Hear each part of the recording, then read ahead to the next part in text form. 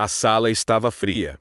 Uma caixa cinzenta e estéril que cheirava a café velho e desinfetante.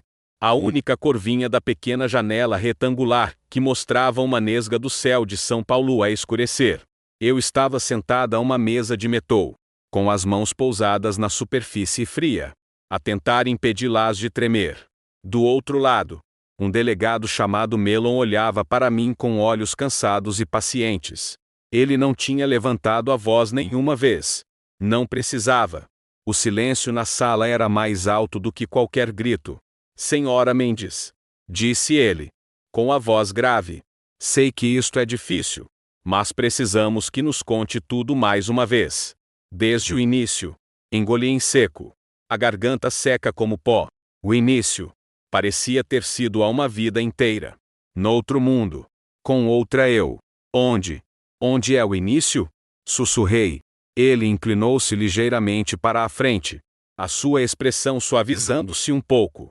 Vamos começar pelo dia em que tudo começou a desmoronar-se. O dia em que o segurança lhe deu o bilhete. As suas palavras foram como uma chave a rodar numa fechadura que eu tinha tentado manter selada. As memórias voltaram, tão vivas e nítidas que me roubaram o fôlego.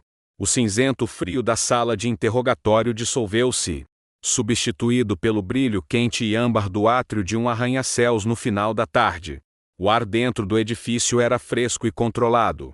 Um contraste gritante com o vento cortante de outubro que soprava pelos corredores de betão da Avenida Faria Lima. Eu estava sentada num luxuoso sofá de couro no grande átrio do Infinity Tower. O chão de mármore polido a refletir a iluminação suave como um lago escuro e imóvel. Lá fora, a cidade era um borrão de movimento, carros de aplicação, executivos apressados envoltos em cachecóis, o som distante de uma sirene. Mas aqui dentro, era um oásis de calma e poder corporativo. Eu estava à espera do meu marido, Pedro.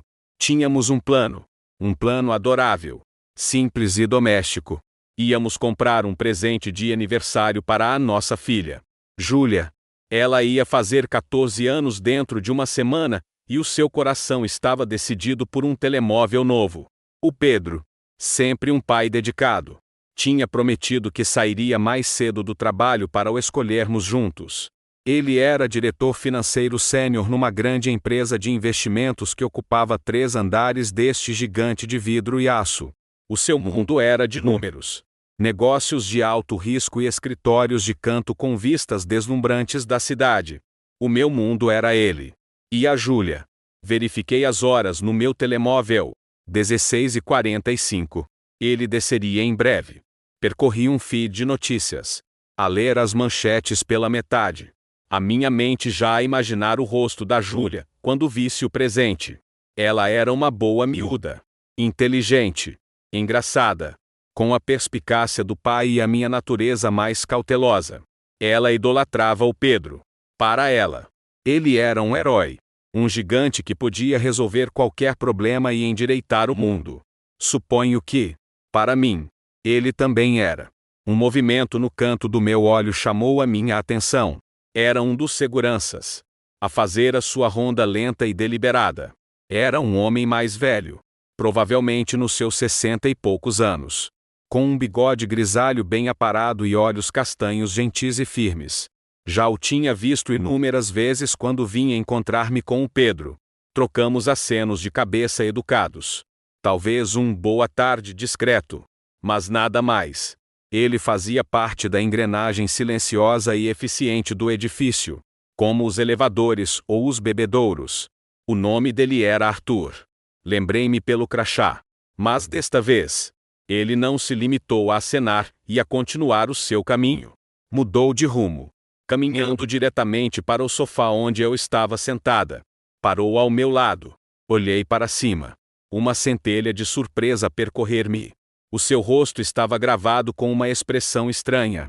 Um conflito de preocupação e resolução. Ele olhou em volta do átrio para a recepcionista a digitar. Para 2 homens de fato a conversar perto dos elevadores, como que para se certificar de que ninguém estava a observar. Depois, inclinou-se. A sua voz mal passava de um sussurro. Um contraste gritante com o espaço cavernoso à nossa volta. Dona Lisa, disse ele. Fiquei surpreendida por ele saber o meu nome. Desculpe incomodá-la. Preciso de lhe dar uma coisa. Antes que eu pudesse processar as suas palavras, a sua mão moveu-se com uma rapidez surpreendente. Ele tirou um pequeno pedaço de papel dobrado do bolso e, num movimento fluido, deslizou-o para dentro da minha bolsa aberta que estava na almofada ao meu lado. Foi feito de forma tão discreta, tão rápida, que se eu tivesse piscado, poderia não ter visto.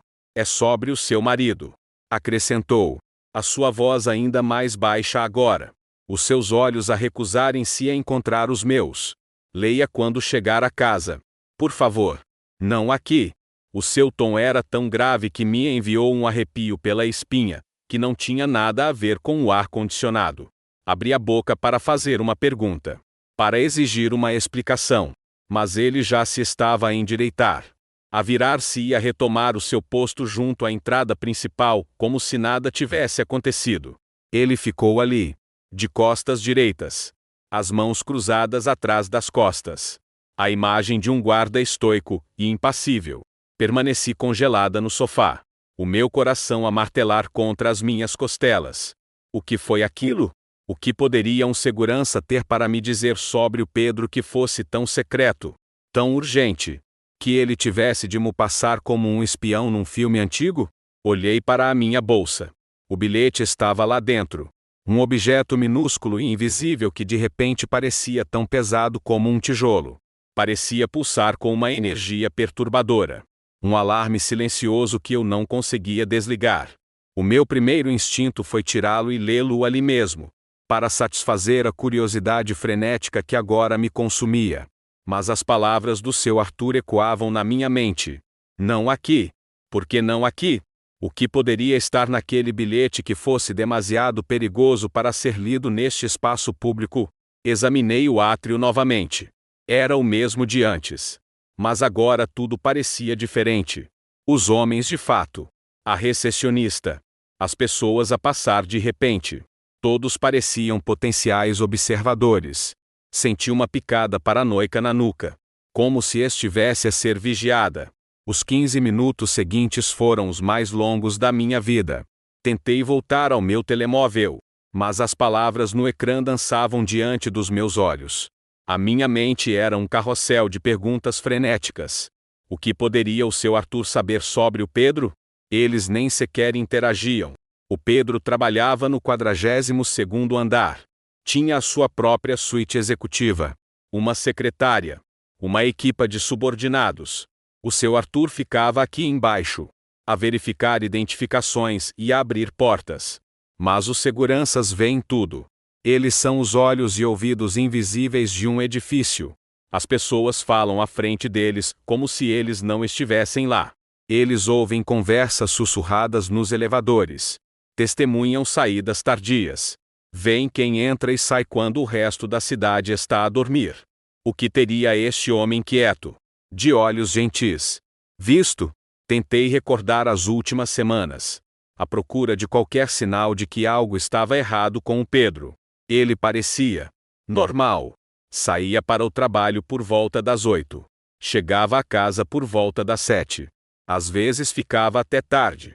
Até às 8 ou 9.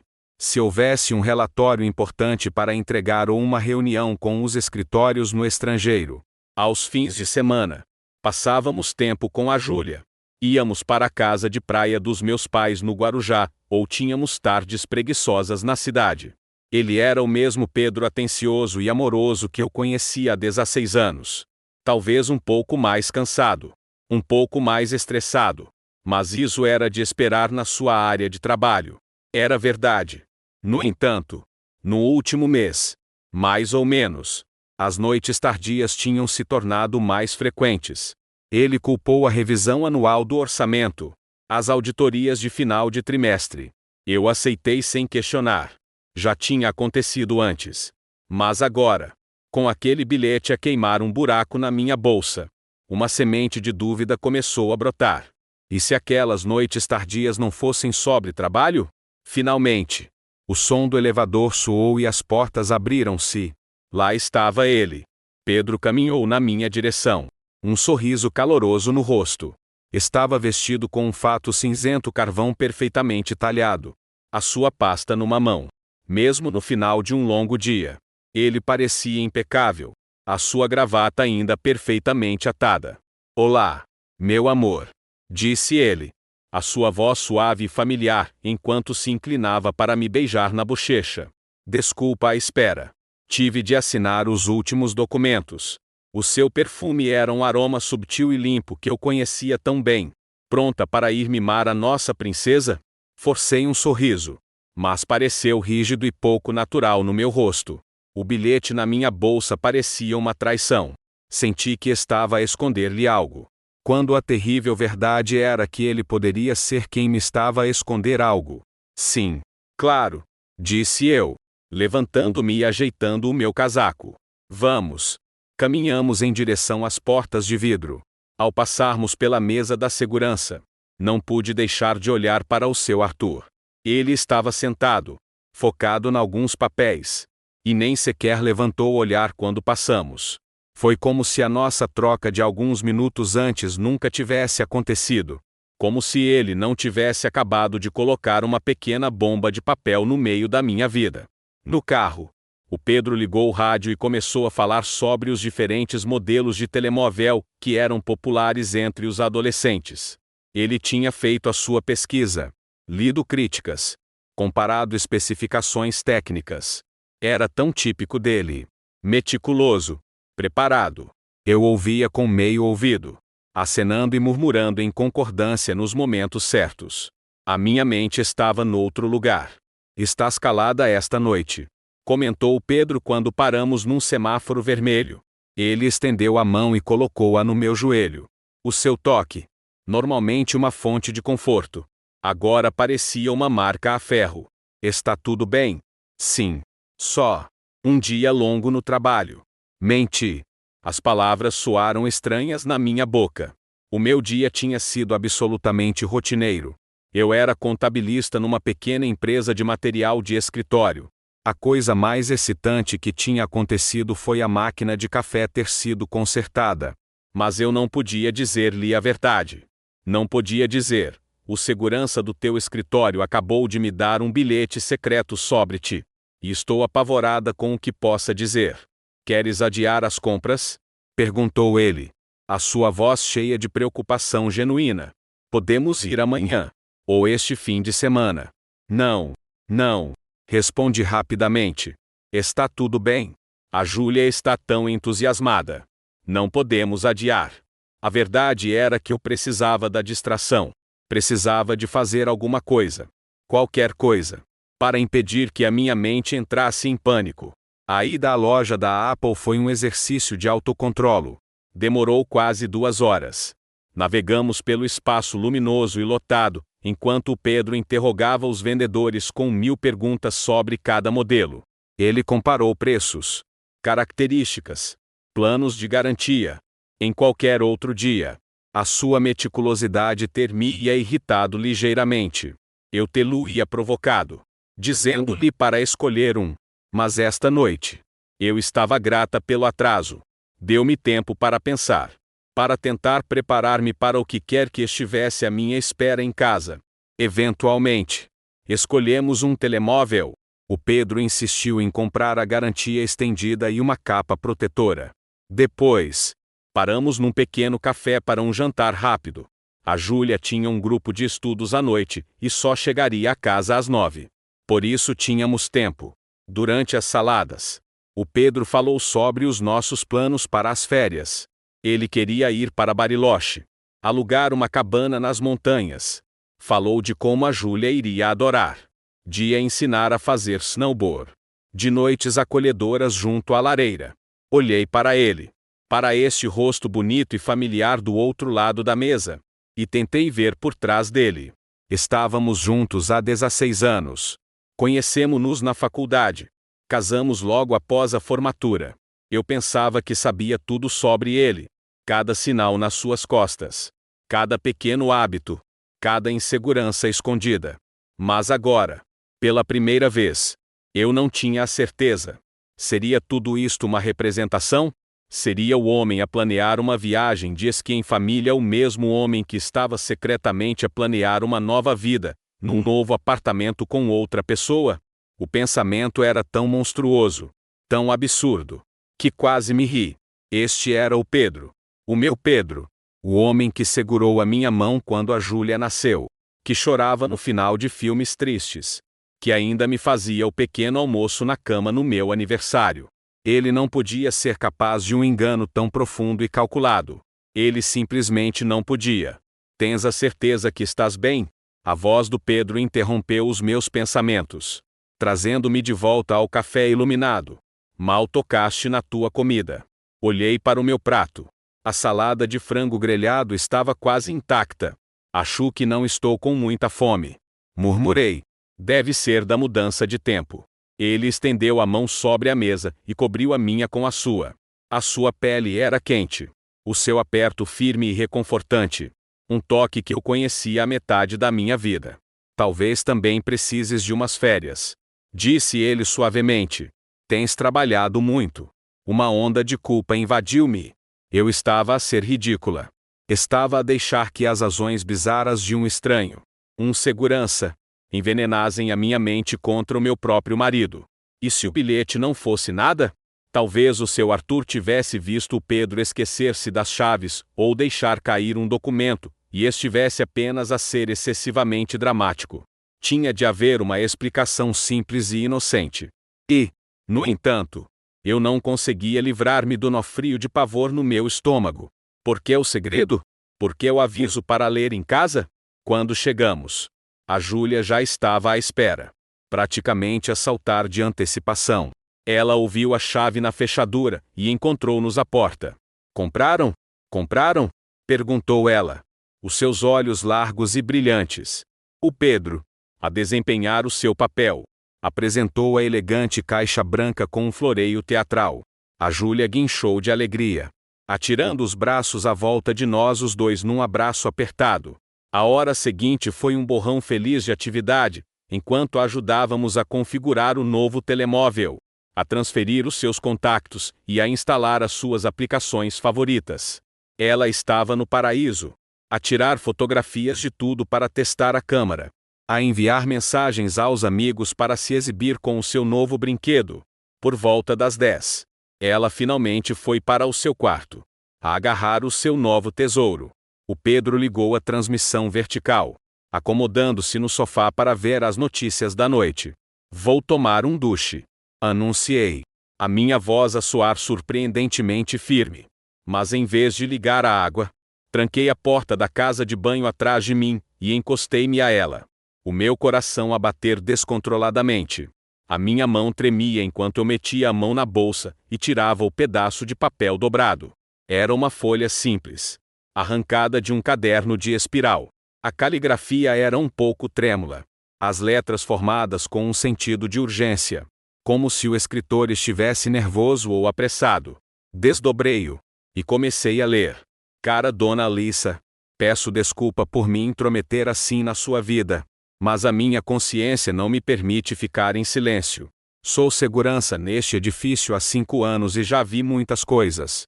Mas o que descobri sobre o seu marido obrigou-me a escrever este bilhete. Há 2 semanas. Eu estava no turno da noite. A essa hora, o edifício está quase vazio. Apenas as equipas de limpeza e um ou outro funcionário a trabalhar até tarde. Nessa noite, eu estava a fazer as minhas rondas, a verificar cada andar para me certificar de que tudo estava seguro. Quando cheguei ao 42º andar, onde fica a empresa do seu marido, ouvi vozes vindas do escritório dele. Achei estranho, porque já passava das 2 da manhã. Aproximei-me em silêncio, apenas para me certificar de que estava tudo bem. A porta estava ligeiramente entreaberta. Vi o seu marido. Ele não estava sozinho. Havia uma jovem com ele, talvez na casa dos 20 e poucos anos, com cabelos longos e escuros. Não sei quem ela é, mas já a vi pelo escritório. Acho que ela trabalha no departamento financeiro. Eles não me viram. Estavam demasiado ocupados um com o outro. Não vou descrever os detalhes do que testemunhei, Mas posso garantir-lhe que não era uma reunião de negócios. Saí rapidamente, antes que eles me pudessem notar. Mas isso não foi o fim. Depois daquela noite, comecei a prestar mais atenção. Reparei que esta mesma mulher vai ao escritório dele com frequência. Às vezes, eles saem do edifício juntos e entram no carro dele. Ontem, por acaso, ouvi-os na zona dos elevadores. Eles não sabiam que eu estava ao virar da esquina. Ela estava a falar de um apartamento que tinham ido ver. Ela disse que o adorou e queria mudar-se o mais depressa possível. O seu marido disse-lhe para ter paciência, que ele iria tratar de tudo em breve. Pensei muito se deveria contar-lhe. Não é meu papel interferir nos assuntos privados de uma família. Mas quando a vi no átrio hoje, com um ar tão feliz e insuspeito, não consegui ficar calado. A senhora tem o direito de saber a verdade. Lamento se este bilhete lhe causar dor. Mas é melhor saber agora do que descobrir quando for demasiado tarde. Por favor, tenha cuidado. Não sei o que o seu marido está a planear. Mas pelo que eu vi sobre o apartamento, parece que ele se está a preparar para deixar. Atenciosamente, Arthur, o segurança do átrio. Terminei de ler e o chão de azulejos pareceu desaparecer debaixo dos meus pés. Deixei-me cair na beira da banheira. O maldito pedaço de papel ainda agarrado na minha mão. A minha mente era uma tempestade ruidosa. Não podia ser verdade. Era impossível. O Pedro estava a trair-me. E não apenas um caso sem sentido. Ele estava a planear deixar-me. Ele estava a procurar apartamento com outra mulher. 16 anos de casamento. 16 anos a acreditar que tínhamos uma família boa e sólida. Tivemos os nossos altos e baixos, as nossas discussões e as nossas lutas. Mas eu sempre acreditei que éramos uma equipa, que enfrentaríamos tudo juntos. E durante todo este tempo, enquanto eu fazia planos para a nossa viagem de férias a Bariloche, o meu marido estava a fazer planos para uma nova vida com outra pessoa. Os últimos meses de repente repetiram-se na minha cabeça, mas desta vez através de uma lente nova e horrível. As noites tardias no escritório, a sua distração ocasional, os seus momentos perdidos em pensamentos, a maneira como ele por vezes afastava o telemóvel de mim quando chegava uma mensagem. Eu tinha atribuído tudo ao estresse do trabalho. A fadiga. Nunca, nem por um segundo, me tinha passado pela cabeça que pudesse haver outra mulher. Aquelas noites tardias. Quantas vezes o Pedro me disse que tinha de ficar até tarde para terminar um projeto importante, para se preparar para uma grande apresentação, e eu acreditei nele. Guardava-lhe o jantar no frigorífico. Deixava-lhe bilhetinhos a desejar-lhe sorte. E ele estava com ela. Aquela jovem do departamento financeiro. 20 e poucos anos. O seu Arthur tinha escrito. Olhei para mim no espelho por cima do lavatório. Eu tinha 42 anos. Cuidava de mim. Ia ao ginásio. Comia bem. Mas não podia competir com uma mulher nos seus 20s. Ela tinha juventude, energia, um futuro a estender-se diante dela. E eu era uma mãe de meia-idade de uma adolescente, cansada do trabalho e da rotina diária. Uma batida na porta fez-me saltar. Alissa, era a voz do Pedro. Vais ficar aí a noite toda? Preciso de entrar. Só um minuto. Respondi, a minha voz a tremer. Dobrei rapidamente o bilhete. Enfiei o fundo no bolso do meu roupão de banho e liguei o chuveiro. O jorro de água quente uma cobertura conveniente. Debaixo do chuveiro, a água a colar-me o cabelo ao rosto. Tentei pensar. O que faço? Confronto-o. Saio da casa de banho e abano este pedaço de papel na cara dele? Ele vai negar. Vai dizer que o segurança se enganou ou que está a inventar coisas. Eu não tinha provas. Apenas as palavras de um homem que mal conhecia. Ou finjo que não sei de nada e tento descobrir mais? Sigo-o. Verifico o telemóvel dele. O e-mail. Encontro as minhas próprias provas? O pensamento fez-me sentir enjoada. Eu não queria tornar-me nesse tipo de esposa desconfiada. Espiã. Consumida pelo ciúme. Mas qual era a alternativa? Viver com este veneno dentro de mim. a perguntar-me cada vez que ele se atrasava, cada vez que o telemóvel dele vibrava. Talvez pudesse falar com ele calmamente, sem acusações. Apenas perguntar-lhe se ele estava feliz, se estava tudo bem no nosso casamento. Dar-lhe uma oportunidade para confessar. Mas ele faria isso? E eu estava pronta para ouvir a verdade? Saí do chuveiro. Sequei-me e vesti o pijama. Quando entrei no quarto, o Pedro já estava na cama, a ver qualquer coisa no seu tablet. Ele pousou quando me viu e sorriu, a dar uma palmadinha no espaço ao seu lado. Anda, disse ele, puxando os cobertores. Parece que já há algum tempo que não temos um tempo só para nós. Congelei. Ele queria ter intimidade comigo? Agora? Depois de ter estado com ela? Como é que ele conseguia sequer olhar para mim? Uma onda de repulsa invadiu-me, tão forte que foi quase física. Tenho uma dor de cabeça, disse eu, virando o rosto. Uma muito forte. Acho que apanhei demasiado sol hoje. Queres que te vá buscar uma aspirina? Perguntou ele, a sua voz com aquele tom familiar e carinhoso que agora soava como uma zombaria. Não, obrigada. Só preciso de dormir. De manhã já passou. Deitei-me na cama e virei-lhe as costas, puxando os cobertores até ao queixo. Ele suspirou suavemente. Apagou o candeeiro da sua mesinha de cabeceira e, em breve, a sua respiração aprofundou-se no ritmo lento e constante do sono. Mas eu fiquei acordada no escuro, a olhar para o teto. A minha mente a mil. Senti-me uma estranha na minha própria cama, deitada ao lado de um homem que eu não conhecia de todo. A minha vida inteira. A vida que eu tinha construído e acarinhado com tanto cuidado. Era uma mentira. E o pior era que eu não fazia ideia do que fazer a seguir. Acordei na manhã seguinte a sentir que não tinha dormido nada. Um peso enorme a pressionar o meu peito. Por uma fração de segundo, fiquei confusa com a sensação de pavor. E depois tudo voltou de repente. O bilhete. A traição do Pedro. A outra mulher. Ele já não estava na cama. O relógio marcava 7h30. Ele levantava-se cedo. Como sempre. Podia ouvir os sons familiares dele na cozinha ao tilintar de uma caneca de café. O murmúrio baixo das notícias da manhã na rádio. Eram os sons normais e reconfortantes da nossa rotina matinal. Mas hoje soavam ocos e falsos. Desci. O Pedro estava sentado à mesa da cozinha, a beber café e a ler as notícias no telemóvel. A Júlia também estava lá, a comer uma tigela de aveia enquanto enviava mensagens no seu novo telemóvel. Bom dia, disse o Pedro, olhando para cima quando entrei. Como está a cabeça? Melhor? Por um segundo. Não entendi. Depois lembrei-me da minha desculpa da noite anterior. Sim, disse eu, a minha voz neutra. Está melhor. Obrigada. Sentei-me e servi-me um café.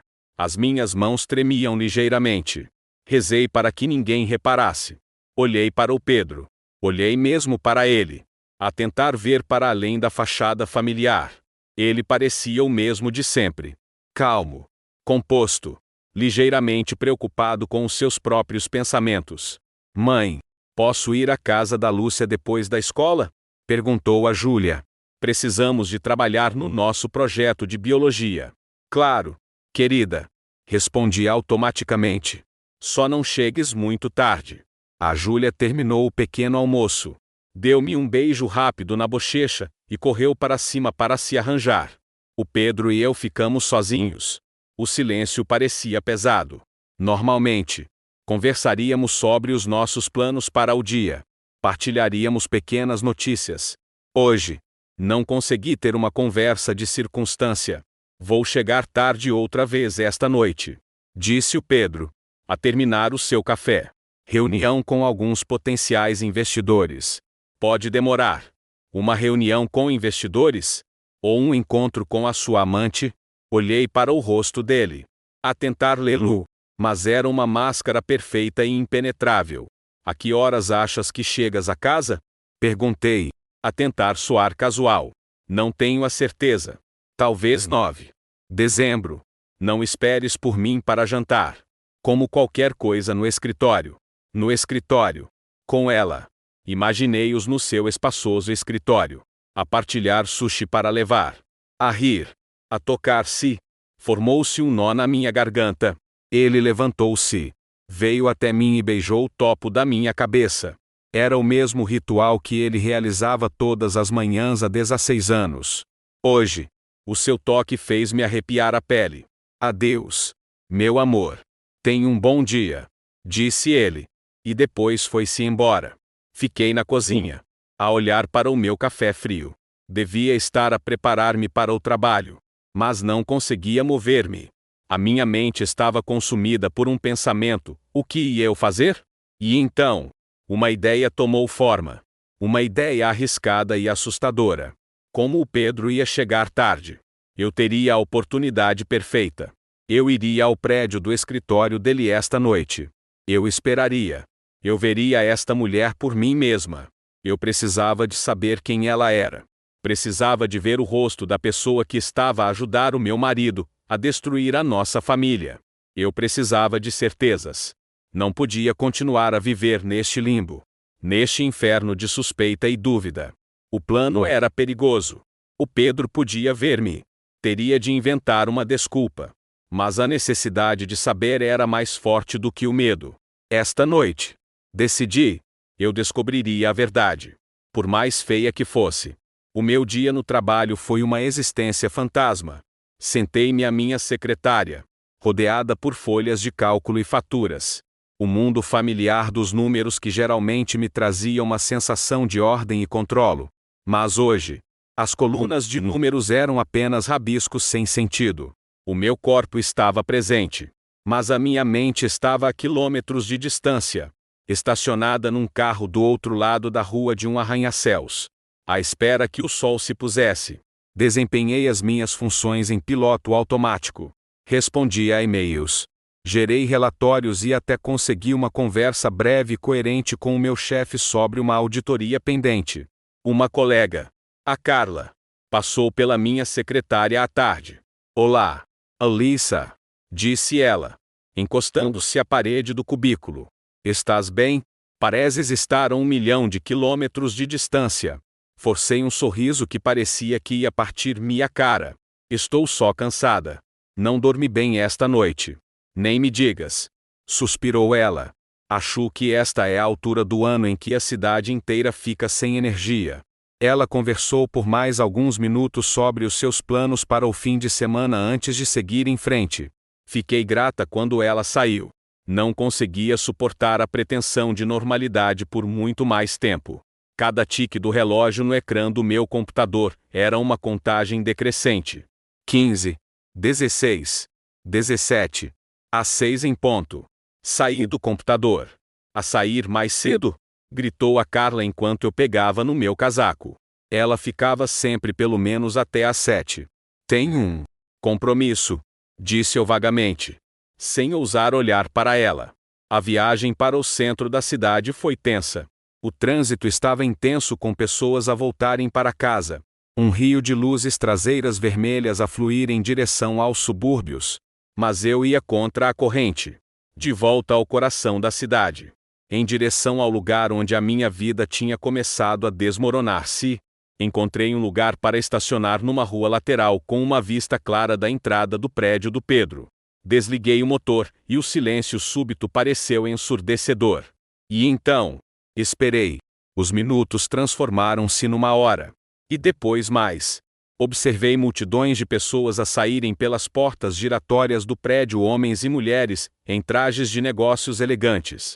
Os seus rostos marcados pela fadiga de uma longa semana. Examinei cada rosto. O meu coração a disparar cada vez que via uma mulher de cabelo escuro e comprido. O céu passou de cinzento para um roxo profundo e magoado. As luzes da rua acenderam-se, projetando longas sombras no pavimento.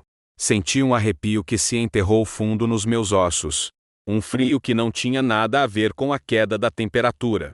Quando já estava a começar a pensar que tinha perdido o meu tempo, que eles já tinham saído por outra saída. Vi-os. Ele saiu primeiro pelas portas. A segurar uma delas aberta. Depois, ela apareceu. Era exatamente como o seu Arthur tinha descrito. Jovem, provavelmente nem 30 anos. Era magra.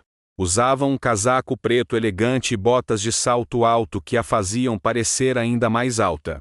O seu cabelo escuro caía numa cortina lisa para além dos ombros. Ela era linda. Sem esforço. Confiantemente linda. Eles ficaram na calçada por um momento, a conversar. O Pedro estava a sorrir. Um sorriso relaxado e fácil que eu não via no rosto dele há meses. Ele disse algo. E ela riu, inclinando a cabeça para trás. O som, mesmo a esta distância, pareceu um golpe físico. Ele estendeu a mão e tocou-lhe levemente no braço. Um gesto casual e familiar que dizia muito. Havia uma intimidade entre eles. Uma química fácil que era inegável. Não eram apenas colegas a discutir trabalho. Eram duas pessoas ligadas por algo muito mais profundo. Algo secreto e vivo. Uma pontada de raiva e dor atravessou-me. A prova estava ali mesmo. Debaixo de um poste de luz. A rir juntos como se não tivessem uma única preocupação no mundo. Como se eu não existisse. Eles começaram a caminhar em direção à garagem ligada ao prédio. Ele abriu a porta do carro para ela, um perfeito cavalheiro. Ela entrou. Ele contornou para o lado do condutor. Um momento depois, o seu Audi preto saiu para a rua.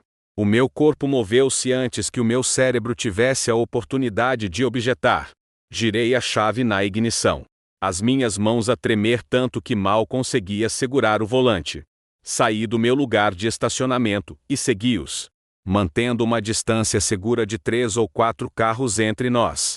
O meu coração batia tão forte que conseguia ouvir o sangue a correr nos meus ouvidos. Não sabia para onde iam. Só sabia que tinha de os seguir. Tinha de ir até ao fim amargo. Eles seguiram para norte, longe da direção da nossa casa suburbana. Segui-os pelas ruas cintilantes da cidade. Os meus nós dos dedos brancos no volante. 20 minutos depois, o carro do Pedro deu sinal e entrou na garagem subterrânea de um condomínio elegante e moderno no Itaim Bimbim, um bairro de arranha-céus caros, galerias de arte e restaurantes da moda. O prédio era todo de vidro e aço, um lugar onde os apartamentos custavam uma fortuna. Não os pude seguir lá para dentro. Encostei o carro a um quarteirão de distância e fiquei ali sentada, a olhar para a entrada imponente. Tinha de ser aquilo. O apartamento de que tinham estado a falar. A nova casa deles. Os minutos passaram. Observei as luzes acenderem-se nas janelas da torre. Pequenos quadrados de calor e vida. Tentei adivinhar qual era o deles. Imaginei-os lá dentro. A tirar os casacos. A servir um copo de vinho. Estariam a celebrar? Estariam a fazer planos para o futuro que estavam a roubar de mim e da Júlia? As imagens na minha cabeça eram tão vivas, tão dolorosas, que tive de fechar os olhos com força. Passou 1 hora. Depois 2. A noite ficou mais escura e fria. Alguns flocos de neve começaram a cair, a derreter no meu para-brisas. Perto das 11 da noite. Não aguentei mais. Liguei o carro e conduzi para casa num estado de entorpecimento e coração partido. A Júlia estava a dormir. Fui vê-la. Ajeitei o cobertor à volta dos ombros dela e beijei-lhe a testa. O seu rosto pacífico e inocente era um lembrete doloroso de tudo o que estava em jogo. Deitei-me na cama e fingi estar a dormir quando o Pedro finalmente chegou a casa.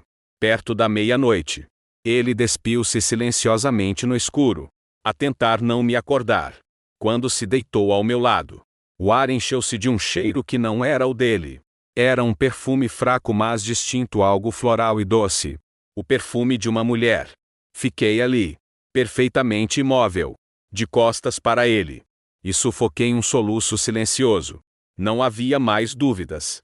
Não havia mais esperanças desesperadas de que tudo isto fosse um terrível mal-entendido.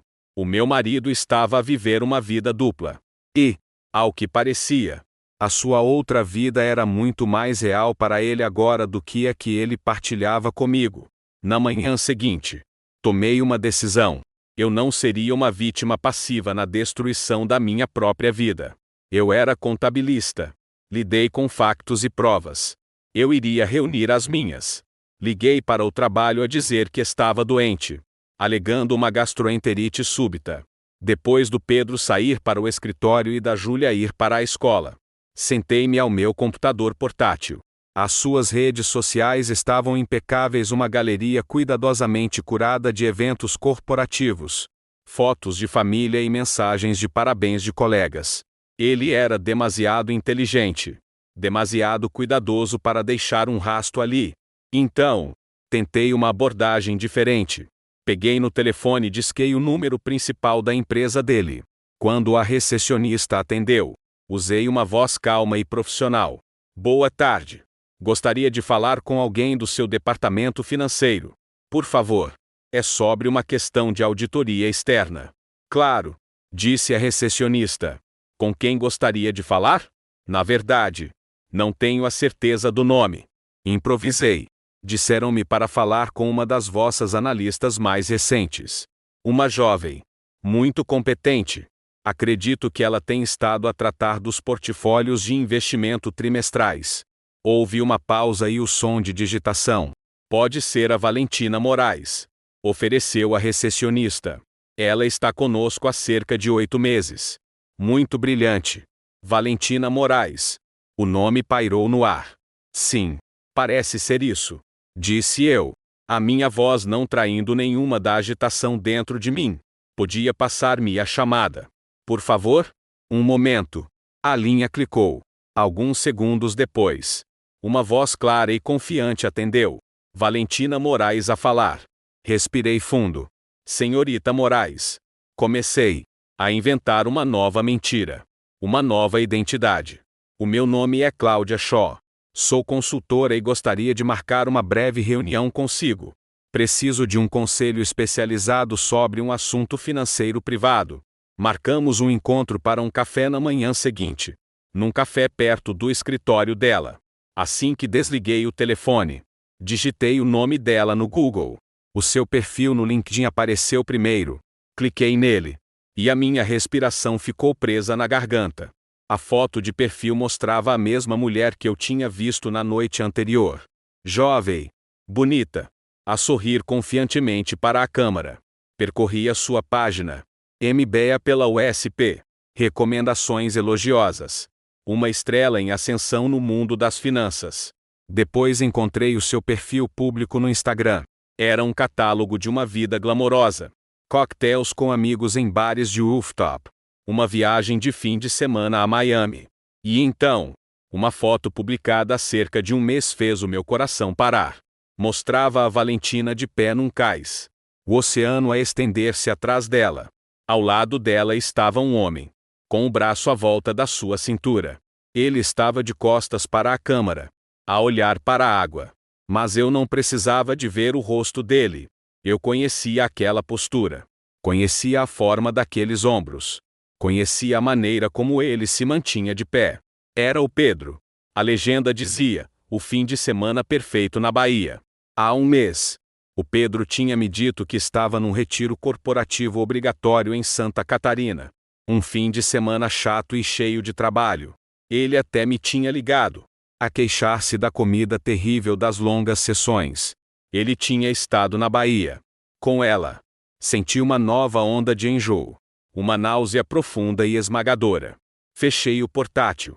As minhas mãos a tremer. Finalmente tinha um nome. Finalmente tinha um rosto. E amanhã, eu teria uma conversa. Sentar-me em frente à mulher que estava a dormir com o meu marido. E finalmente ouviria toda a devastadora verdade. Naquela noite, dormir foi uma impossibilidade. Deitei-me na cama. O espaço ao meu lado a parecer vasto e frio. Embora o Pedro estivesse ali mesmo, a respirar suavemente. A cada poucos minutos, eu abria os olhos no escuro. A minha mente a reproduzir a imagem dele e da Valentina, de costas para a câmara, a olhar para um horizonte ensolarado que não era para mim. Ele não estava apenas a ter um caso. Ele estava a construir um novo mundo. Tijolo por tijolo. Mentira por mentira. Na manhã seguinte, movi-me pela nossa rotina como um fantasma. Fiz o pequeno almoço. Preparei o lanche da Júlia e despedi-me do meu marido à porta com um beijo na bochecha que parecia cinza nos meus lábios. Ele não fazia ideia de que estava a beijar a sua carrasca. Ou talvez, a mulher que ele já tinha executado. Tenha um bom dia, disse ele, a sorrir o seu sorriso fácil e encantador. Tu também, respondi. A minha voz um eco do meu antigo eu. Passei as 2 horas seguintes a preparar-me para a batalha.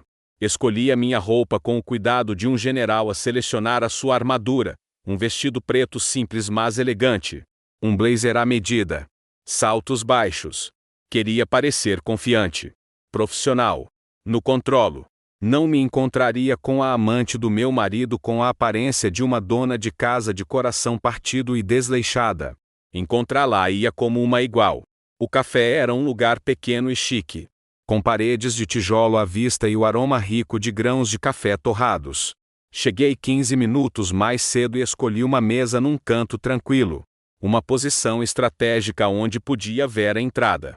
Pedi um café preto e segurei a caneca de cerâmica quente nas minhas mãos, a tentar absorver um pouco do seu calor, a tentar acalmar o tremor que se tinha instalado permanentemente nos meus dedos. Precisamente às 10 horas. Ela entrou. Pessoalmente, Valentina Moraes era ainda mais impressionante do que nas suas fotos. Era alta e equilibrada, movendo-se com uma graça inata que chamava a atenção.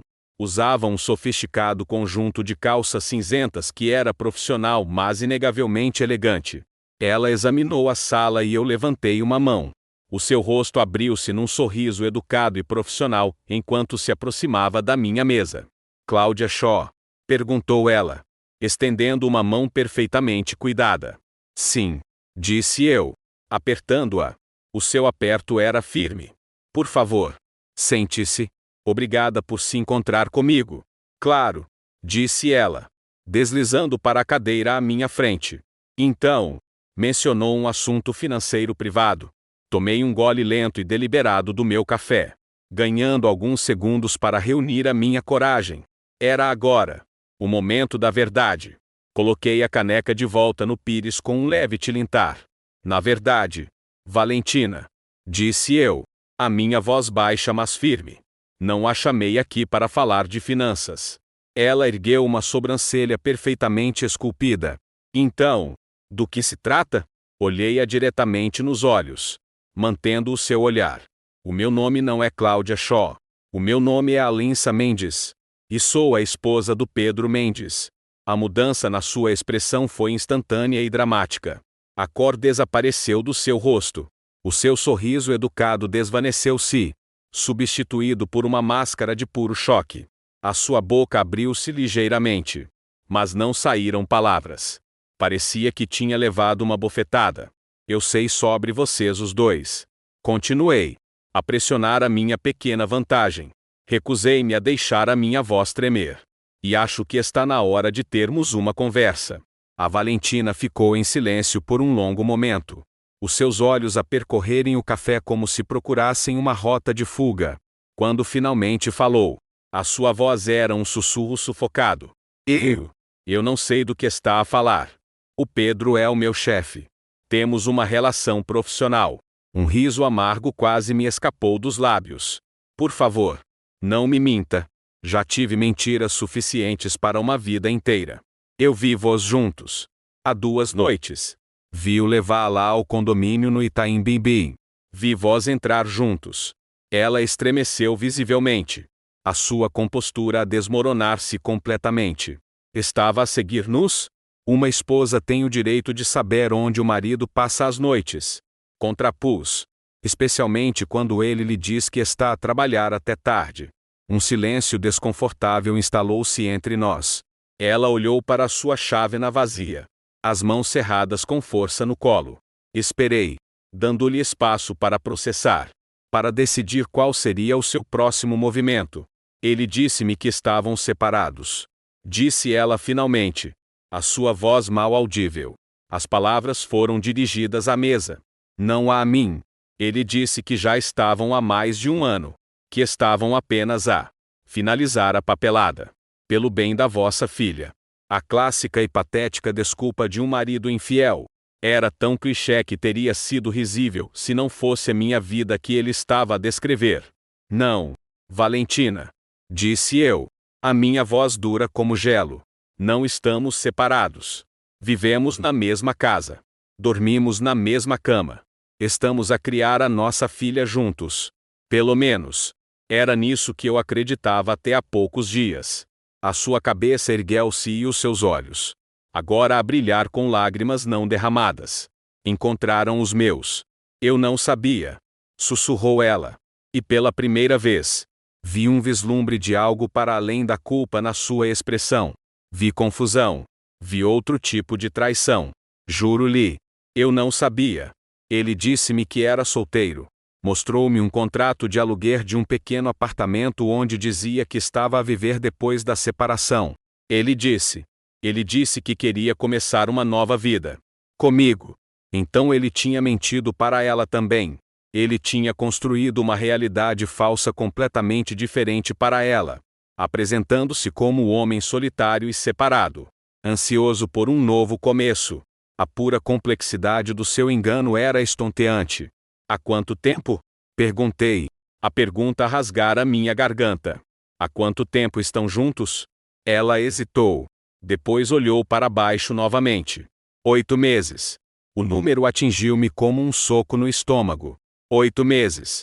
Durante 8 meses. O meu marido tinha vivido esta vida dupla. Durante 8 meses. Ele tinha voltado para casa para mim. Beijado-me. Dormido ao meu lado. Tudo enquanto o seu coração e o seu futuro pertenciam a outra pessoa. Conte-me tudo. Disse eu. A minha voz agora desprovida de toda a emoção.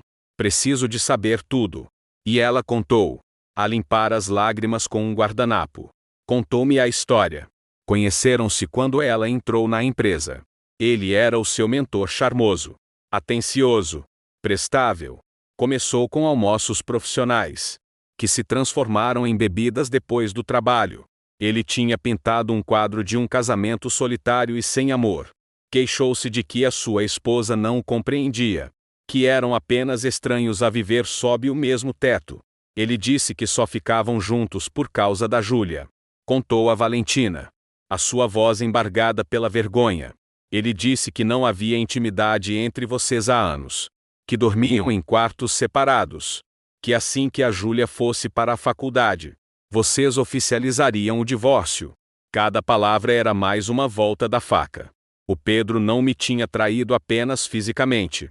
Ele tinha assassinado o meu caráter, reescrito a nossa história, retratado-me como uma esposa fria e indiferente para ganhar a simpatia desta jovem. E durante todo este tempo, era eu quem tentava manter o nosso casamento vivo, a sugerir noites românticas, a planear escapadelas, a lutar contra a lenta erosão do tempo e da rotina. E o apartamento? Perguntei, a minha voz neutra. Aquele que foram ver? A Valentina acenou miseravelmente. Ele comprou-o. Fez uma hipoteca. Deveríamos mudar-nos no próximo mês. Ele disse que até lá, já lhe teria contado tudo. Que se separariam amigavelmente. Comprou-o.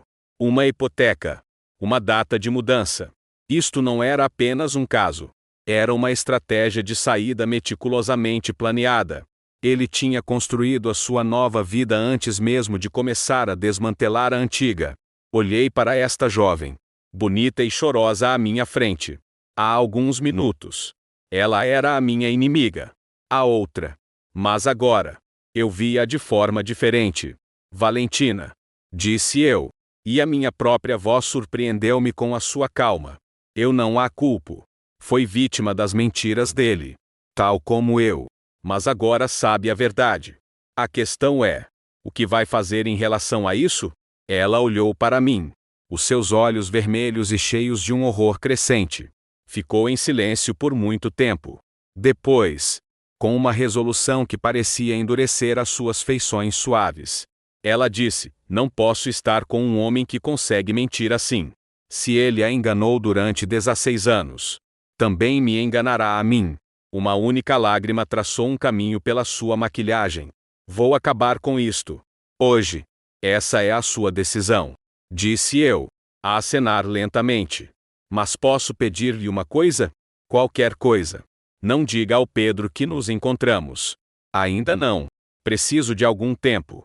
Tempo para descobrir o que vou fazer. Tenho uma filha para proteger neste pesadelo. A Valentina acenou imediatamente. Claro, eu entendo. Ela procurou a carteira na sua bolsa. E, sinto muito. Muito mesmo. Se eu soubesse a verdade, eu nunca teria. Eu sei, disse eu, a interrompê-la gentilmente. Não precisava das suas desculpas. Precisava de sair dali. Separamo-nos na calçada em frente ao café. Ela afastou-se curvada.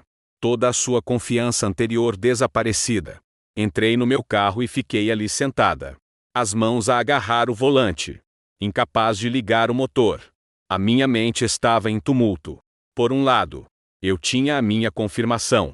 Por outro, a realidade era muito pior do que eu alguma vez poderia ter imaginado. 8 meses de mentiras. Uma nova casa. Um novo futuro planeado nas minhas costas. Conduzi para casa e caminhei pelas salas silenciosas da minha casa. A casa que tínhamos comprado juntos. A casa onde tínhamos criado a nossa filha. Cada objeto uma foto na lareira. Um par dos sapatos dele junto à porta. A caneca de café que ele usou esta manhã parecia um adereço numa peça de teatro. Uma peça na qual eu era a atriz principal. Inconsciente e tola. O telefone tocou. A tirar-me do meu transe. Era ele. Olá, meu amor. A sua voz era alegre. Normal. Só a ligar para saber como estás. Ouve. Vou chegar tarde outra vez esta noite. Não esperes por mim. Outra reunião? Outra noite tardia no escritório? Ou ele ia tentar salvar as coisas com a Valentina? Está bem, disse eu. A minha voz um monótono morto. Não trabalhes demasiado. Vou tentar, disse ele. Amo-te. Amo-te. As palavras, outrora a base da minha vida, eram agora sem sentido. Apenas sons que ele fazia por hábito. Eu também menti. E desliguei o telefone. Naquela noite, existi num estranho estado de hiperconsciência. Cada tique do relógio de pêndulo no corredor soava como uma martelada. O cheiro do produto de limpeza de limão que usei na bancada da cozinha era avassaladoramente forte. Eu estava a ver a minha vida. A vida que eu tinha curado com tanto cuidado. Como se pela primeira vez. E conseguia ver as fendas em tudo. Fiz o jantar para a Júlia. Sentamo-nos à mesa da cozinha. A mesma mesa onde o Pedro me tinha mentido naquela mesma manhã. E ouvia falar do seu dia na escola. Ela estava entusiasmada com um projeto de história. A queixar-se de um teste surpresa de álgebra. Era a música bonita e mundana da nossa vida. E uma onda de fúria protetora invadiu-me. Ele não ia destruir isto. Ele não ia partir o coração dela com os seus segredos egoístas e sórdidos. O pai ia trabalhar até tarde outra vez? Perguntou ela, notando a sua cadeira vazia. Sim, querida, disse eu, mantendo a minha voz calma. Um grande negócio está a ser fechado. As mentiras agora saíam-me tão facilmente como aparentemente saíam a ele. Mais tarde naquela noite, enquanto a Júlia estava no seu quarto a fazer os trabalhos de casa, a campainha tocou. Eu não esperava ninguém. Olhei pelo óleo mágico e o meu estômago revirou-se. Era a Valentina. Abri a porta. Ela estava com um ar terrível. Os seus olhos estavam vermelhos e inchados de chorar. A sua maquilhagem estava borrada e o seu cabelo, geralmente perfeito, estava desgrenhado. Desculpe aparecer assim, gaguejou ela, a sua voz embargada. Sei que não devia, mas eu tinha de falar consigo. Deixei-a entrar e levei-a para a cozinha. A ironia não me passando despercebida de que estava agora a oferecer conforto à amante do meu marido no coração da casa da minha família. Servi-lhe um copo de água. Ela bebeu de um só gole. Eu acabei com ele, disse ela, as suas mãos a tremer enquanto pousava o copo. Esta tarde, disse-lhe que não podia estar com um mentiroso. E como é que ele reagiu? Perguntei, a minha voz não traindo nenhuma emoção. No início, ele negou tudo. Jurou que eu tinha percebido tudo mal. Mas quando lhe disse que me tinha encontrado consigo, ele admitiu. Ela fez uma pausa. Os seus olhos a encherem-se de novas lágrimas. Mas a pior parte. Alissa, Ele não está arrependido. Ele disse que ia deixá-la de qualquer maneira. Ele disse que a nossa conversa apenas acelerou o seu cronograma. Raiva, fria e pura, fluiu pelas minhas veias. Não arrependido. Ele sentia-se no direito desta destruição. Ele disse que vem aqui esta noite. Continuou a Valentina. A sua voz a baixar para quase um sussurro. Ele disse que lhe ia contar tudo. Que não queria mais viver a mentira. Que nobre da parte dele. Disse eu. O sarcasmo a pingar de cada palavra. Depois de 8 meses de engano, ele de repente decidiu ser honesto. Obrigada pelo aviso. Disse-lhe. É o mínimo que posso fazer. Disse ela. A torcer um guardanapo nas mãos. Mas há outra coisa. Quando lhe disse que tinha acabado para sempre, ele ficou zangado. Muito zangado. Ela hesitou. Depois olhou para mim. Os seus olhos largos com um medo que eu reconheci ser real. Ele agarrou-me no braço. Com tanta força. Ele disse que eu me ia arrepender disto. Que ninguém o abandona. Ela lentamente puxou para cima a manga da sua blusa de seda. No seu antebraço pálido, 5 nódoas negras distintas já se estavam a formar a marca clara de uma mão. Olhei para as marcas. A minha mente a recusar-se a processar o que estava a ver. Pedro. O meu Pedro. Que nunca sequer tinha levantado a voz para mim em 16 anos. Era capaz disto? Ele não era apenas um mentiroso e um traidor. Ele era violento. Devia ir à polícia. Disse eu. A minha voz mal um sussurro. A Valentina abanou a cabeça. A puxar a manga para baixo novamente. Não. Só quero que isto acabe. Vou demitir-me. Encontrarei outra coisa. Talvez até me mude da cidade. Eu só queria avisá-la. Tenha cuidado. Ele não é quem você pensa que ele é. Depois de ela sair, percorri a casa, a verificar todas as fechaduras de todas as portas e janelas. Depois fui ao quarto da Júlia. Ela estava deitada na cama, a ler um livro no seu tablet. Olá, querida, disse eu, sentando-me na beira da sua cama. Posso falar contigo um minuto? Ela pousou o tablet. Claro, mãe. O que se passa? Como poderia eu prepará-la para o terremoto que estava prestes a abalar o seu mundo? Como se diz uma rapariga de 14 anos que o pai que ela venera é um monstro? Eu não podia. Ainda não. Então, em vez disso, apenas lhe acariciei o cabelo.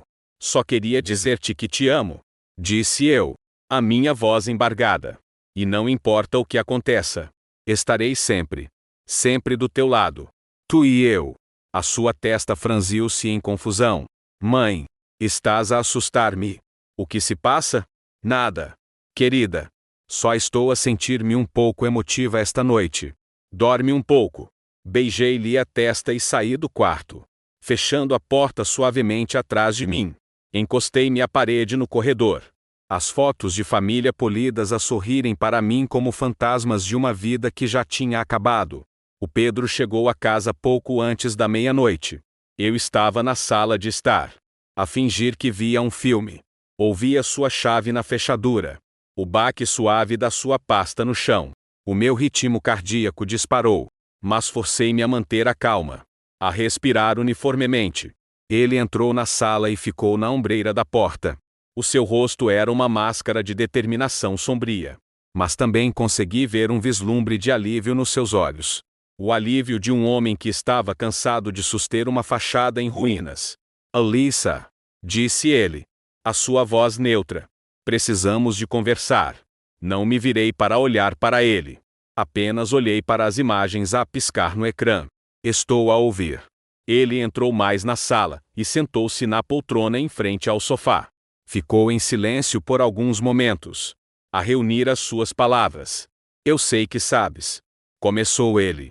A Valentina disse-me que se encontraram. Por isso, vou ser direto. Estou a ver outra pessoa. Já dura há 8 meses. Eu amo a Alyssa e quero estar com ela. Foi assim mesmo. Simples. Brutal. Sem desculpas. Sem remorsos. Apenas uma declaração de factos, colocada na mesa como uma proposta de negócio. E o que é que estás a propor? Perguntei. a minha própria calma a surpreender-me. Um divórcio, disse ele. Civilizado. Sem drama. Sem discussões. A casa é tua e da Júlia. Pagarei uma pensão de alimentos generosa. Podemos combinar um regime de visitas que seja o melhor para ela. Tão limpo, tão arrumado, tão racional, como se estivesse a negociar uma fusão, não a detonar uma família. E os nossos 16 anos de casamento? Perguntei, finalmente virando-me para o olhar. Não significam nada? Ele suspirou, um som longo e cansado de impaciência. Alyssa, sejamos honestos um com o outro. O nosso casamento já acabou há muito tempo. Somos apenas colegas de casa. Não há paixão, nenhuma ligação real. Há apenas o hábito. É isso que pensas? Retorqui, uma centelha do meu antigo fogo a regressar. Por quê?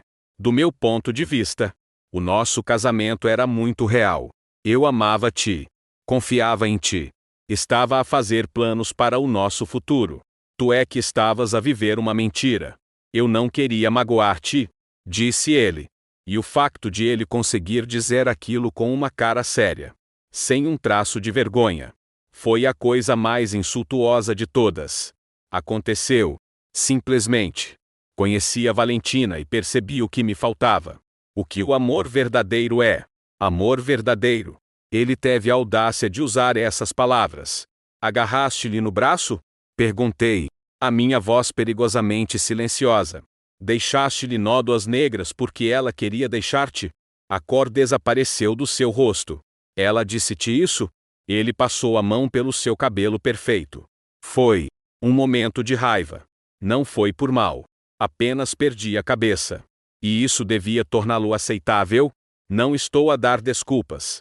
Respondeu ele bruscamente, a sua voz a subir pela primeira vez. Estou apenas a explicar. Ouve. Acabou com a Valentina. Ela fez a sua escolha. Mas isso muda o facto de que o nosso casamento está morto. E precisamos de acabar com ele. Levantei-me e fui até a janela, a olhar para a rua suburbana escura e silenciosa. Lá fora, as pessoas dormiam pacificamente nas suas camas. As suas vidas intactas. As suas famílias inteiras. A minha própria vida tinha se tornado uma zona de guerra. Está bem, disse eu, ainda de costas para ele. Vamos divorciar-nos. Mas nos meus termos. Que termos? Perguntou ele, a sua voz cautelosa. A casa é minha e da Júlia. Livre de encargos. Pagarás 50% do teu salário em pensão de alimentos. E tu serás quem explica à nossa filha por que estás a sair. Não usarás a desculpa patética de simplesmente nos afastamos. Dir-lhe-ás a verdade. Dir-lhe-ás que me traíste durante 8 meses com uma mulher do teu escritório. Isso é cruel. Alyssa, retorquiu ele. Por que traumatizar a rapariga com os detalhes sórdidos? Porque ela merece saber a verdade. Disse eu, virando-me para o encarar. A minha voz a ressoar com uma força que eu não sabia que possuía. E é melhor que ela ouça de ti do que de outra pessoa. Ele ficou em silêncio por muito tempo, a ponderar as suas opções. Finalmente, acenou secamente com a cabeça. Está bem, eu digo-lhe. Mas quero arrumar as minhas coisas e sair daqui até amanhã. Bom, respondi. Quanto mais cedo, melhor. Ele levantou-se e caminhou em direção à porta. Antes de sair da sala, fez uma pausa. Alyssa, lamento como tudo isto aconteceu. Abalancei a cabeça lentamente. Não, não lamentas. Disse eu. Se lamentasses, não terias mentido durante 8 meses. Não terias comprado um apartamento com outra mulher. Não terias planeado uma vida inteira nova nas minhas costas. Por isso, não finjas ter arrependimentos que não sentes. Apenas vai. Ele saiu sem mais uma palavra. Continuei de pé junto à janela, enquanto as lágrimas que tinha estado a segurar durante 2 dias, finalmente vieram. Escorreram pelo meu rosto, quentes e silenciosas. Chorei pelos anos que tinha desperdiçado, pelo amor em que tinha acreditado, pela família que estava agora irremediavelmente quebrada. Mas por baixo da dor, um novo sentimento estava a criar raízes. Era pequeno e frágil, Mas estava lá. Era alívio. A mentira tinha acabado. A verdade tinha vindo à tona. E por mais dolorosa que fosse, era real. E era um ponto de partida para a reconstrução. Acordei na manhã seguinte a sentir-me como se tivesse estado num acidente de carro. Cada músculo doía, e a minha cabeça latejava com uma dor surda e persistente. Por um momento feliz e fugaz, pensei que a conversa da noite anterior tinha sido um pesadelo. Mas o espaço vazio na cama ao meu lado e os sons de gavetas a abrir e a fechar no quarto de hóspedes, onde o Pedro estava a fazer as malas, trouxeram a realidade brutal de volta. Levantei-me, tomei um duche e desci para fazer café. Tinha de manter alguma aparência de normalidade, pelo menos até a Júlia acordar. Tinha de ser o centro calmo da tempestade que estava prestes a abater-se sobre as nossas vidas. Ela desceu meia hora depois, a bocejar e a esfregar os olhos sonolentos. O pai levantou-se cedo, comentou ela, ao vê-lo passar pela cozinha com uma mala de viagem na mão. Vais viajar? O Pedro congelou, a mala a escorregar ligeiramente na sua mão. Ele lançou-me um olhar rápido e em pânico. Eu apenas acenei. Estava na hora. Júlia, querida, senta-te, disse ele, pousando a mala no chão. Precisamos de falar contigo. A expressão despreocupada desapareceu do rosto da Júlia. Ela olhou dele para mim, os seus olhos largos com uma apreensão crescente. As crianças sabem sempre. Têm um sexto sentido para quando o chão está prestes a ceder debaixo delas. O que se passa? Perguntou ela, sentando-se lentamente numa cadeira à mesa. O Pedro sentou-se à sua frente e pegou nas suas mãos. Eu conseguia ver a luta no seu rosto enquanto ele procurava as palavras certas.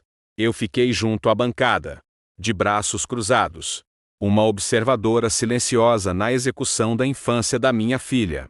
Ju, começou ele, a sua voz tensa.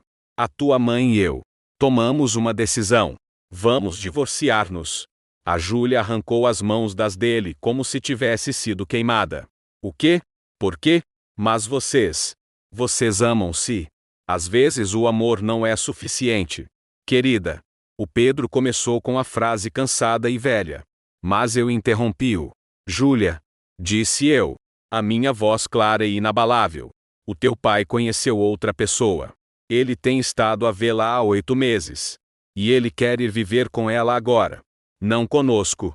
O Pedro lançou-me um olhar de pura fúria. Mas eu mantive o seu olhar. Tínhamos um acordo. A verdade. A cabeça da Júlia virou-se para o pai. A sua expressão uma mistura de incredulidade e devastação total.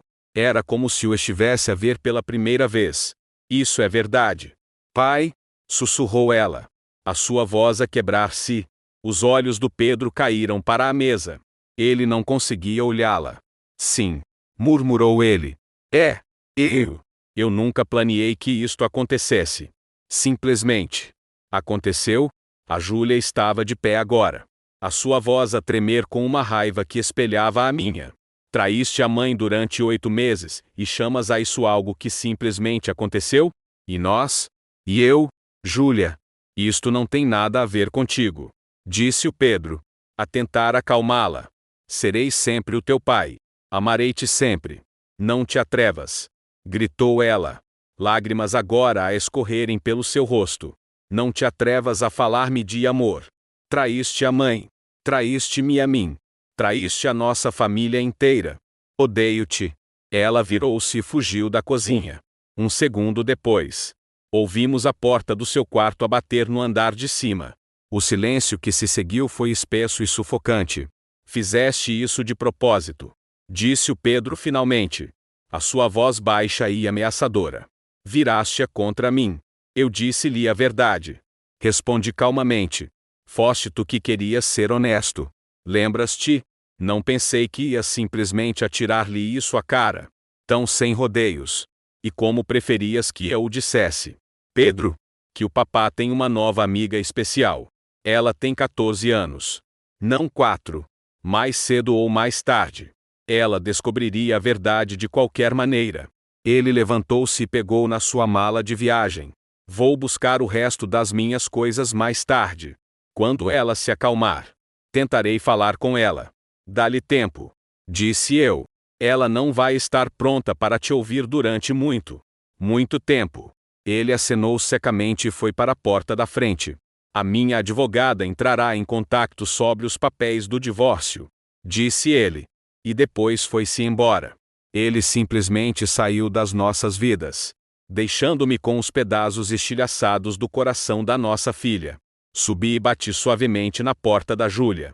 Vai-te embora, soluçou ela de dentro. Ju, sou eu. É a mãe. Posso entrar? Houve um longo silêncio. Depois um abafado. Está bem. Ela estava enrolada na sua cama, o rosto enterrado na almofada, os ombros a tremer com soluços violentos.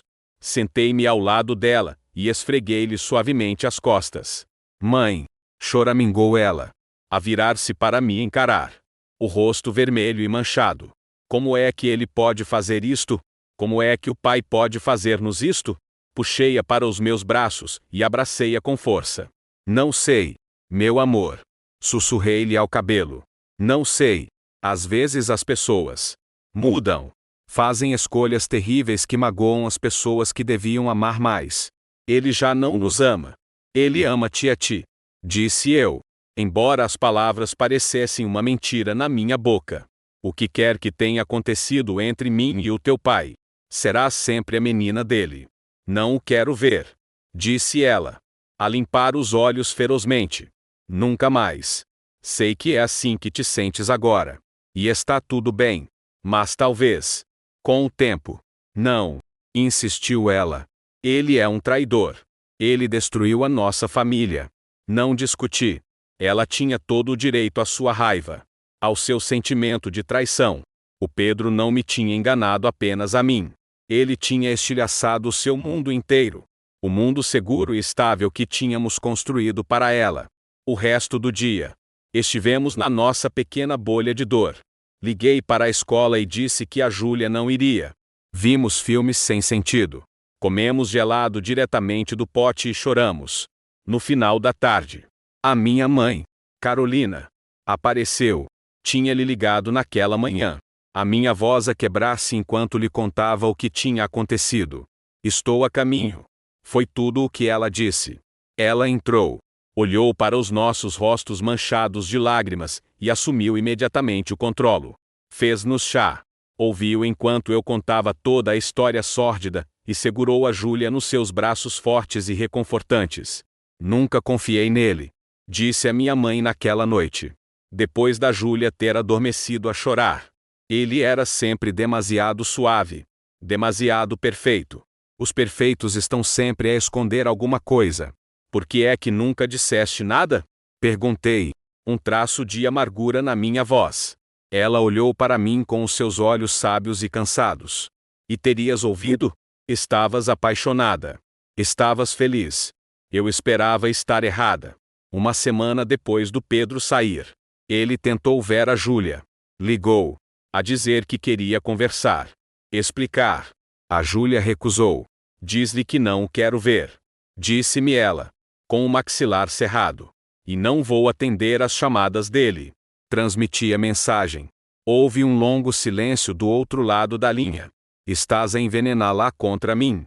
Acusou ele finalmente. Não, Pedro, disse eu, a minha paciência esgotada. Fizeste isso sozinho no dia em que decidiste que a nossa família não era suficiente para ti. Ele ficou zangado, a ameaçar obter uma ordem judicial, forçar as visitas. Contactei uma advogada, uma mulher perspicaz e direta chamada Brígida Lawson, especializada em direito da família. Ela assegurou-me que, aos 14 anos, os desejos da Júlia teriam um peso significativo com qualquer juiz. Ele não a podia forçar. O processo de divórcio avançou com uma eficiência fria e brutal. Acontece que o Pedro estava ansioso por resolver as coisas. O seu advogado enviou um acordo que cumpria todos os meus termos. A casa, a pensão. Parecia que ele estava disposto a pagar qualquer preço para ser livre. A vida instalou-se num novo e doloroso ritmo. Fui trabalhar. Cuidei da casa. Tentei ser forte para a Júlia. Exteriormente, As coisas podiam parecer quase normais. Mas dentro da nossa casa havia um buraco enorme. Uma ausência constante e dolorosa. Durante 16 anos, eu tinha sido uma esposa. Metade de um todo. Agora, tinha de aprender a ser apenas eu. Uma noite, cerca de um mês depois do Pedro ter saído, eu estava a voltar do trabalho. Estava escuro e ia chover. Uma noite miserável e fria. Ao entrar na garagem, viu. O Pedro estava estacionado do outro lado da rua, apenas sentado no seu carro, a observar a casa. Um pavor frio invadiu-me. Saí rapidamente do meu carro e entrei apressadamente em casa, trancando a porta atrás de mim. Fui à janela e espreitei pelas persianas. Ele ainda lá estava, apenas sentado, a observar. O que é que ele queria? Peguei no meu telemóvel, a minha mão a pairar sobre os números da emergência. Mas o que diria? Que o meu ex-marido estava estacionado numa rua pública. Eles não podiam fazer nada. Depois de cerca de 20 minutos, ele ligou o carro e foi-se embora. Mas o incidente deixou-me abalada. Este não era o comportamento de um homem ansioso por começar uma nova vida com a sua amante. Isto era outra coisa. Algo obsessivo. No dia seguinte, recebi flores no trabalho. Um enorme ramo de rosas brancas. As minhas favoritas. O cartão dizia: cometi um erro terrível. Por favor, fala comigo. P. Deitei-as no lixo. As chamadas começaram depois disso. Dezenas por dia. De um número bloqueado. Eu não atendia. Ele deixava mensagens de voz confusas e desesperadas. Alissa, por favor, atende o telefone. Precisamos de conversar. A Valentina não foi nada. Um erro. Um momento de insanidade. Tu e a Júlia são a minha verdadeira família. Dá-me apenas uma oportunidade para consertar isto. Apaguei-a sem ouvir até ao fim.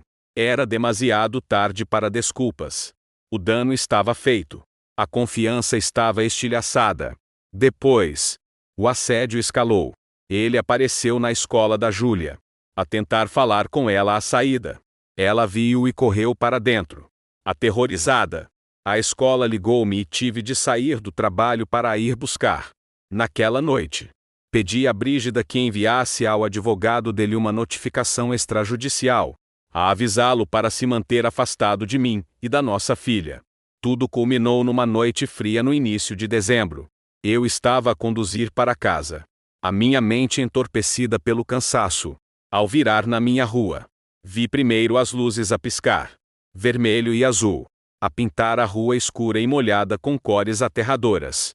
Uma ambulância, um caminhão dos bombeiros, e estavam estacionados em frente à minha casa. A minha casa, ou o que restava dela. As chamas saltavam das janelas do segundo andar. Fumo preto e espesso a subir para o céu noturno. Travei a fundo. O meu carro a chiar até parar no meio da estrada. Saí a tropeçar. As minhas pernas mal me aguentando. A minha mãe e a Júlia estavam abraçadas no relvado do vizinho, enroladas em cobertores. Os seus rostos pálidos e manchados de fuligem. Meu Deus! Murmurei, a correr na direção delas. Vocês estão bem?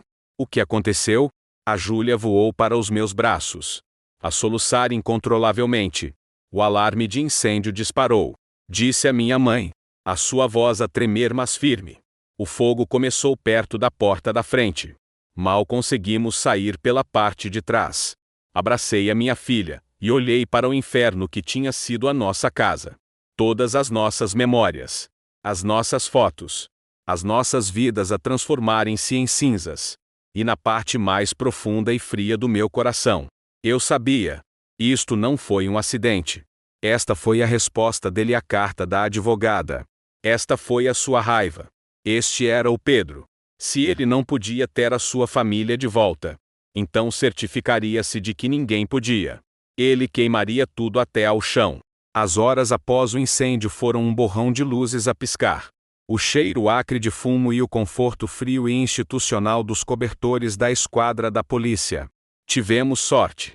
Os bombeiros responderam rapidamente. E um vizinho tinha tirado a Júlia e a minha mãe pela porta dos fundos. exatamente quando as chamas engoliram a varanda. Tínhamos sofrido uma pequena inalação de fumo, mas estávamos vivas. A nossa casa, no entanto, tinha desaparecido. Um perito dos bombeiros, um homem de rosto sombrio chamado Calloway, confirmou o que eu já sabia na minha alma. Foi fogo posto. Senhora Mendes, disse ele, após um exame preliminar do local. Sem dúvida, usaram acelerador na vossa varanda da frente. Alguém queria que este fogo se espalhasse. E rápido. Ele olhou para mim, os seus olhos penetrantes e inquisidores. Tem alguma ideia de quem quereria fazer isto? Contei-lhe tudo. O caso, o acesso de violência com a Valentina, a perseguição, o assédio, as mensagens de voz desesperadas. Contei-lhe sobre o Pedro sentado no seu carro, apenas a observar a casa. Enquanto falava, observei a expressão do delegado mudar de simpatia profissional para intenção focada. Encontraram o Pedro menos de 2 horas depois, num hotel perto do aeroporto. Ele negou tudo. Claro, alegou que tinha estado no seu quarto a noite toda, a preparar-se para um voo de negócios de manhã cedo. Mas as provas contra ele eram esmagadoras. Imagens de câmaras de segurança de um posto de gasolina a 2 quarteirões da nossa casa mostravam o seu carro lá 1 hora antes do incêndio. Ele foi filmado a encher um pequeno galão de gasolina vermelho. Os registros do cartão-chave do hotel mostraram que ele tinha saído do seu quarto por um período de quase 3 horas, contradizendo o seu álibi. E depois havia a Valentina, que, quando contactada pela polícia, corajosamente se apresentou e contou-lhe sobre as suas ameaças e as nódoas negras que ele lhe tinha deixado no braço. Ele foi preso e acusado de incêndio criminoso, fraude de seguros e 3 tentativas de homicídio. A revelação do seu motivo foi a reviravolta final e repugnante. Durante a investigação financeira, a polícia descobriu a verdadeira razão do seu desespero. O Pedro não era apenas um traidor. Ele era um jogador e um péssimo investidor. Tinha perdido milhões de reais do dinheiro dos seus clientes em negócios de alto risco. Estava profundamente endividado com agiotas. A sua carreira estava à beira do colapso, e ele enfrentava pena de prisão por desfalque. O caso, o divórcio, tudo tinha feito parte de um plano monstruoso e calculado. Ele precisava de separar legalmente os seus bens dos meus, antes que o seu mundo financeiro implodisse. Ele tinha fabricado o caso com a Valentina para criar uma razão plausível, quase mundana, para o divórcio. O seu objetivo final era queimar a casa, receber o substancial dinheiro do seguro, pagar as suas dívidas e desaparecer para começar uma nova vida. Ele nunca tencionou ficar com a Valentina. Ele usou-a, tal como me tinha usado a mim. Éramos apenas peões no seu jogo desesperado e ganancioso. O julgamento foi uma humilhação pública. A nossa dor privada foi exposta para o mundo ver. Tive de testemunhar, de recontar os momentos mais dolorosos da minha vida sob as luzes frias e fluorescentes de um tribunal. Tive de olhar para o Pedro, sentado no banco dos réus. O seu rosto bonito agora uma máscara pálida e tensa de autopiedade. Ele nunca olhou para mim. Nenhuma vez. Ele foi considerado culpado de todas as acusações e condenado a 20 anos numa prisão de segurança máxima. No dia em que o juiz leu o veredito, não senti triunfo, nenhuma satisfação, apenas um vazio profundo e oco. O homem que eu tinha amado, o pai do meu filho, era um monstro.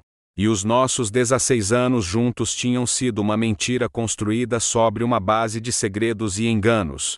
Tinha acabado, mas as cicatrizes permaneceriam para sempre. Os meses que se seguiram foram uma luta pela sobrevivência. Vivíamos com a minha mãe enquanto lidávamos com a companhia de seguros e procurávamos um novo lugar para viver. A Júlia estava em terapia, a tentar lidar com o trauma e a traição horrível do pai que ela outrora adorara. Eu mergulhei no meu trabalho, encontrando consolo na certeza a preto e branco dos números. Lentamente, meticulosamente, começamos a curar-nos. Encontramos uma casa pequena e nova noutra cidade. Um lugar sem memórias, sem fantasmas. Pintamos as paredes com cores vivas e alegres. Plantamos um jardim. Recomeçamos. A vida continuou. A Júlia terminou o liceu e foi para a faculdade. A estudar jornalismo. Disse que queria passar a vida a descobrir a verdade, para que mais ninguém tivesse de viver o tipo de mentiras que nós vivemos. Fiquei tão orgulhosa dela, da mulher forte e resiliente em que se tinha tornado. Encontrei um novo emprego numa empresa de contabilidade maior. O meu novo chefe, um homem simpático e divorciado chamado Bruno, tinha passado pela sua própria separação dolorosa. Ele compreendia a perda e o difícil caminho de volta à normalidade. Tornamo-nos amigos. Depois algo mais. Foi lento, cauteloso. A ideia de confiar noutro homem, de abrir o meu coração novamente, era assustadora. Mas o Bruno foi paciente. Ele era honesto. Ele era tudo o que o Pedro apenas tinha fingido ser. Numa noite fresca de outono, 5 anos após o incêndio, o Bruno e eu estávamos sentados na varanda da nossa nova casa. As folhas estavam a ficar com tons brilhantes de vermelho e dourado. A Júlia estava em casa para o fim de semana da faculdade. A minha mãe estava lá dentro, a cantarolar enquanto fazia uma tarte de maçã. Uma cena de paz doméstica e tranquila que eu pensei que tinha perdido para sempre. Vi um artigo online hoje, disse o Bruno suavemente, pegando na minha mão. Ao Pedro Mendes foi negada a liberdade condicional. Acenei. Uma estranha mistura de alívio e tristeza a invadir-me. Bom, disse eu baixinho. Alguma vez pensas nele? Perguntou ele. Pensei por um momento. A olhar para o sol poente. Penso no homem que eu achava que ele era. Admiti. O homem com quem me casei. Sinto a falta dele às vezes. Mas o homem em que ele se tornou. Ou talvez, o homem que ele sempre foi? Não. Ele é um fantasma. E eu já não acredito em fantasmas. Bom, disse o Bruno novamente, apertando a minha mão. Porque mereces acreditar no futuro. A Júlia saiu para a varanda, a trazer 3 canecas fumegantes de cidra. Deu uma a cada um de nós e sentou-se nos degraus, encostando a cabeça no meu joelho. Cheira a tarte de maçã da avó, disse ela com um suspiro de contentamento. Cheira a casa. Casa. A palavra ressoou profundamente dentro de mim. Esta era a casa agora. Não um lugar de mentiras e segredos, mas um lugar construído sobre uma base de verdade, resiliência e uma paz arduamente conquistada. Olhei para a minha filha, o seu rosto iluminado pela luz dourada do crepúsculo. Olhei para o homem gentil sentado ao meu lado, o seu amor uma presença silenciosa e constante na minha vida. As feridas do passado ainda lá estavam, cicatrizes brancas e tênues no meu coração, mas já não doíam. Eram apenas parte da minha história. Um lembrete do fogo que atravessei para chegar aqui. O seu Arthur, o segurança, tinha me dado um bilhete que estilhaçou o meu mundo. Mas, ao fazê-lo, também me tinha dado um presente. Ele tinha me dado a verdade. E a verdade, por mais brutal e dolorosa que fosse, tinha me libertado. Tinha me permitido escapar da casa em chamas da minha antiga vida e encontrar o caminho para esta uma vida que era real. Uma vida que era honesta. Uma vida que era finalmente, verdadeiramente minha. O ar arrefeceu quando a última nesga de sol desapareceu abaixo do horizonte. Aconcheguei a minha camisola. Encostei a cabeça no ombro do Bruno e sorri. O passado era um livro fechado. O futuro era uma página em branco. E, pela primeira vez em muito tempo, eu estava pronta para ver o que estava escrito nela.